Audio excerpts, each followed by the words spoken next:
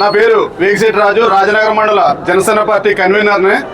మనకి భారతదేశానికి స్వతంత్రం వచ్చిన తర్వాత ఏ ప్రభుత్వము చేయనటువంటి దురాగతం, ఏ ప్రభుత్వం చేయనటువంటి అవినీతి, ఏ ప్రభుత్వం సాగినటువంటి రాక్షస పాలన గత వైసీపీ ప్రభుత్వం 2019 నుంచి 2024లో కొనసాగించడం వల్ల ప్రజలందరూ విసిగిపోయి ఈ రాక్షస ప్రభుత్వాన్ని ఇంటికి పంపాలని దృఢ సంకల్పంతో పెద్ద ఎత్తున ఒక ఉద్యమంగా చేపట్టి వైసీపీ ప్రభుత్వాన్ని ఇంటికి పంపడం జరిగింది. అదే పద్ధతిలో ఈ ప్లేస్లోకి ఓటు చీలిపోకూడదు అన్న పవన్ కళ్యాణ్ గారి ఆశయాన్ని ముందుకు తీసుకెళ్తూ ఒక కూటమిగా ఏర్పడిన కూటమి ప్రభుత్వానికి పెద్ద ఎత్తున ప్రజలు నీరాజనాలు పలుకుతూ ఘన విజయం అందించడం జరిగింది. ఈ కూటమి ప్రభుత్వం ఏర్పడిన తర్వాత ఏదైతే సూపర్ 6లో పథకాలు ఉన్నాయో మొదటి నెల 7,000 ఇస్తామన్నారో ఖచ్చితంగా అందించారు. తర్వాత ప్రతి నెల 4,000 ఇస్తామన్నారో అందించారు. దీపం పథకంలో భాగంగా ప్రతి సంవత్సరానికి 3 గ్యాస్ సిలిండర్లు ఉచితంగా అందించారు. ఉచిత ఇసుక అందించారు. అలాగే గ్రామాల్లో రోడ్లు కానీ, డ్రైన్లు కానీ, వీధి లైట్లు కానీ ఒక క్రమశిక్షణలో పెట్టి గ్రామీణాభివృద్ధి సాధించాలన్న పవన్ కళ్యాణ్ గారి ఆశయానికి అనుగుణంగా మనం ముందుకు వెళ్తున్నాం. ఈ క్రమంలో కొంతమంది రాజకీయ నిరుద్యోగులుగా తయారైన వ్యక్తులు వాళ్ళకి రాజకీయ భవిష్యత్తు ఉండదని ఈ కూటమి ప్రభుత్వం కానీ ఈ రాజనగరం నియోజకవర్గంలో అభివృద్ధిలో దూసుకుపోతున్న బత్తుల బలరామకృష్ణ గారి పనితనం ఇలాగ ముందుకు సాగితే మనకు భవిష్యత్తులో రాజకీయ భవిష్యత్తు ఉండదని ఒక అభద్రతా భావంతో, ఒక భయంతో లేనిపోని అబండాలు, అవాకులు, చవాకులు ప్రెస్ మీట్ పెట్టి అది మాజీ శాసనసభ్యులు జక్కంపూడి రాజా గారు, మా గౌరవ శాసనసభ్యులు బత్తుల బలరామకృష్ణ గారి మీద లేనిపోయిన ఆరోపణలన్నీ చేయడం అవన్నీ అవాస్తవం, హాస్యాస్పదం.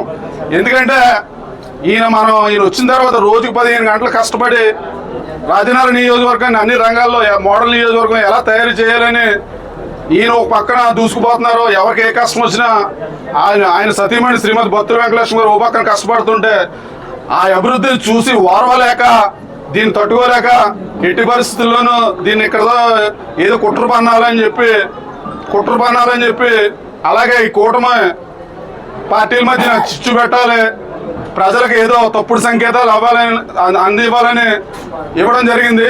దాన్ని మేము తీవ్రంగా ఖండిస్తున్నాం. అలాగే ఆయన మాట్లాడుతూ బాబాసాహెబ్ అంబేద్కర్ గారు ఓడిపోయారు, నేను ఓడిపోయారని ఆయనతో పోల్చుకోవడం జరుగుతుంది. ఈయనెక్కడ అసలు నక్కకి నాగలోక అనుకున్న ప్రథమార్థంగా ముందుకు సాగిన ఈ వ్యక్తి అంబేద్కర్తో పోల్చుకోవడంలో మా పార్టీలో దళిత సోదరులు కానీ, ఇతర అంబేద్కర్ గారి అభిమానులు కానీ వాళ్ళ మనోభావాలు దెబ్బతిని ఈరోజు అంబేద్కర్ విగ్రహానికి పూలాభిషేకం చేసి ఆయనకి ఘనంగా నివాళులు అర్పించడం జరిగింది. అనంతరం ఇక్కడ మీడియా మిత్రులతో ప్రెస్ మీట్ ఏర్పడడం జరిగింది.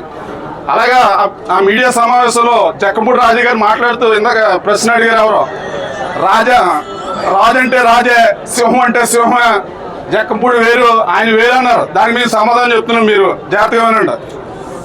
గతంలో ఒకసారి పరిశీలించండి, ఎన్నికల టైంలో ఒకసారి పరిశీలించండి. బత్తుల బలరామకృష్ణ గారి పేరు మీద 5 డమ్మీ క్యాండిడేట్లు ఎత్తుకొచ్చాడు. అలాగే ఒకవేళ ఆవిడ కానీ పోటీ చేస్తుందేమని 2 డమ్మీ క్యాండిడేట్లని బత్తుల వెంకటలక్ష్మి రాష్ట్రం అంతా తిరిగి 7 డమ్మీ క్యాండిడేట్లు ఎత్తుకొచ్చాడు. ఒకళ్ళది పల్నాడు, ఒకళ్ళది రాయలసీమ, ఒకళ్ళది ఉత్తరాంధ్ర, ఒకళ్ళది కడియం, ఇంకొకళ్ళ చోట ఎక్కడో, ఇలా రాష్ట్రం అంతా తిరిగి 7 డమ్మీ అభ్యర్థులు వెతికి నామినేషన్ వేయించాడు. అంటే అతను ఎంత అభద్రతా భావంతో ఉన్నాడో, ఎన్ని నిద్రలేని రాత్రులు గడిపాడో, ఎంత భయపడుతున్నాడో అప్పుడే ఎన్నికల ముందే తెలిసిపోయింది. నిజంగా అతనికి దమ్ము ధైర్యం నిజంగా ఉంటే ఎన్నికలు ధైర్యంగా వెళ్ళాలి. 7 డమ్మీ అభ్యర్థుల చేత నామినేషన్ వేయించి ఓటర్లు కన్ఫ్యూజ్ చేసి తద్వారా లబ్ధి పొందాం అన్న ఆ కుటిల రాజకీయానికి ప్రజలు అతను ఏదో బొచ్చు బీగుతున్నాడు. అదే బొచ్చు బీగాన్ని ఇంట్లో కూర్చోబెట్టారు. దీన్ని మీరు అందరూ గమనించాలి తెలియజేస్తూ, అలాగే ఈ కార్యక్రమానికి ఇంత సక్సెస్ చేసిన ప్రతి ఒక్కరికి ధన్యవాదాలు.